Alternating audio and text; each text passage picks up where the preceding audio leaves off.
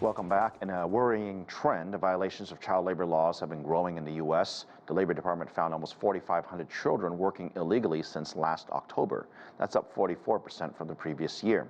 3 16-year-olds have died on the job this year, one at a meatpacking plant, another at a sawmill, and a third at a landfill. Many such minors are undocumented child migrants. Big names such as McDonald's are involved as well. Late last month, 16 McDonald's franchises in the states of Louisiana and Texas were fined for allowing minors to work longer and later than the law permits. And despite all that, some state lawmakers want to relax child labor laws to address worker shortages. For more on this important topic, David Bacon, he's an author and journalist focusing on labor issues. Welcome to the show. Thank you for helping us understand an issue that we often don't talk about. But let me start with this. How did this come to light? We saw the McDonald news. I think a lot of people were questioning. It's like, well, we already have laws in place to prevent this from happening. Well, I think one thing that's put it into the headlines lately has been the effort in some states to actually roll back the laws that are supposed to protect children in employment. So we have, for instance, in Missouri and Ohio, proposals for laws that would allow teenagers to work in jobs that are more dangerous. Ohio and Wisconsin want to increase the number of hours in a week that a child can work. In Iowa, there's a bill now that would allow minors to work as young as 14 on night shifts, for instance, in factories. So I think that's part of what has put it up on the agenda. And of course, for our viewers that are watching, when it comes to child labor laws, a lot of the states, 50 states, individually have laws, as you just mentioned, that may limit at what age children may work or how long they may work. And in our state, for example, in Washington State, you're only allowed to work till a certain time, and there are significant limitations. But the boss or the manager, the owner of the business, has to obviously enforce this. Who's entrusted to make sure that people are following the rules that are set by the states?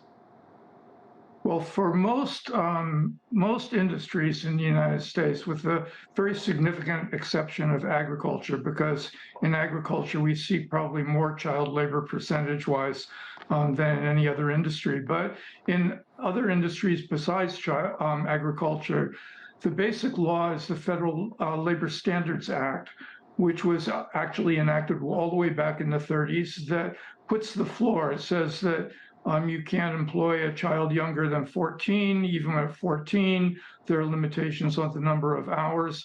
These state proposals, for instance, actually would undermine the federal protections. But in your introduction, you mentioned that the Department of Labor found, 4,000 some odd cases of illegal child labor in the U.S. this last year. Well, the Department of Labor also says that they think there are about 2 million children working in illegal conditions and 4 million children who are legally employed. So you can see that there's really no enforcement, and that employers really have very little to fear by violating either the federal law or even these weakened state laws. I mean, I think that's a troubling issue for those watching that have children or have seen this. History would suggest that only bad things will happen if you allow these children to be managed by what arguably could be irresponsible management or ownership of a business. And they need to have a place to go to and speak up if they feel uncomfortable. And I'm questioning this. I'm asking you as an honest question, is who are they supposed to go to? Well, they are supposed to go to places like the Department of Labor. The problem, though, is that it's not really very likely that a lot of children or their parents are going to make these complaints, because the basic reason why we have children working in this country today is that the income of families is so low. The annual income of a farm worker family, for instance, in the United States is about $20,000 a year. That's not a livable wage for a family. So what really happens is that families have to bring their kids to work with them.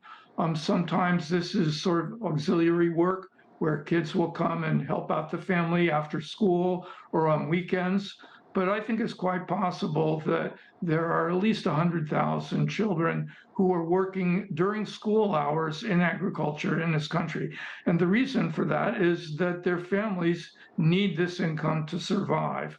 So even though it might be against the law, well, in the case of farm workers, it's not even against the law, but in the case where this is danger, whether from exposure to pesticides or whether exposure to heat.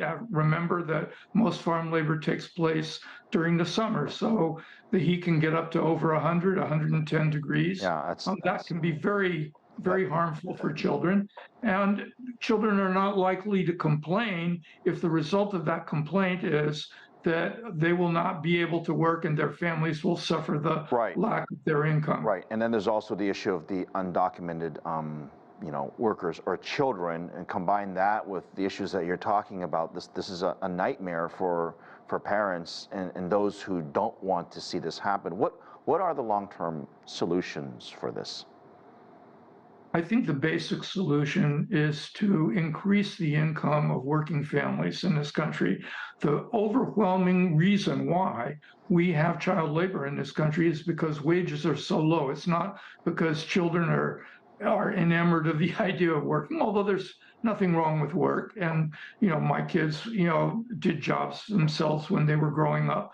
But it's really the dependence on that work for income, and that we have so many families and so many people who are dependent on the labor of kids in order to make ends meet. So if we were to solve the economic problem, then the motivating force that is forcing children into the fields or into the factories would be at least ameliorated, if not ended entirely. Right. David, appreciate you sharing your thoughts with us on this important topic. Thank you.